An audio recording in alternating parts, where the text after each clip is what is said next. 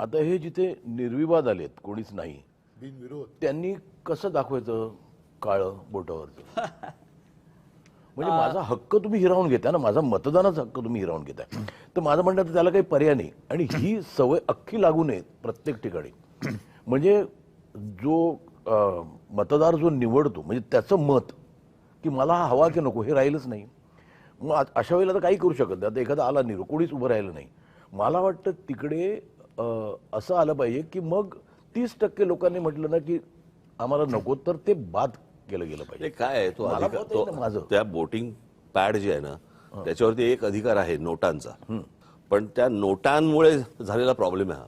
नाही, पण नोटा आता तो निर्विवाद असेल तर तिकडे वाटलेल्या मतदानाला नोटा- वाटलेल्या नोटांमुळे झालेला वाटलेल्या नोटांमुळे झालेला प्रॉब्लेम आहे, त्याच्यामुळे नोटाचा पण अधिकार नाही, घ्या. पण आता तिथे निर्विवाद आले तर तिकडे नोटा पण दाबायला चान्स नाही ना. एक्झॅक्टली, कारण नोटा मिळाल्या ना. नाही, पण म्हणून माझं म्हणणं की नोटा हे नाही पाहिजे. नाही महेशजी, हा. म्हणून जसं काही वेळेला एखाद्या कामासाठी टेंडर काढलं जातं आणि ते टेंडरमध्ये जर काही गफलत वाटली तर रिटेंडर करतात.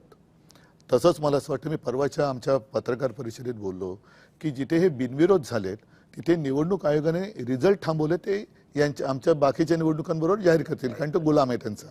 तिथल्या निवडणुकीची प्रक्रिया नव्याने घेतली पाहिजे.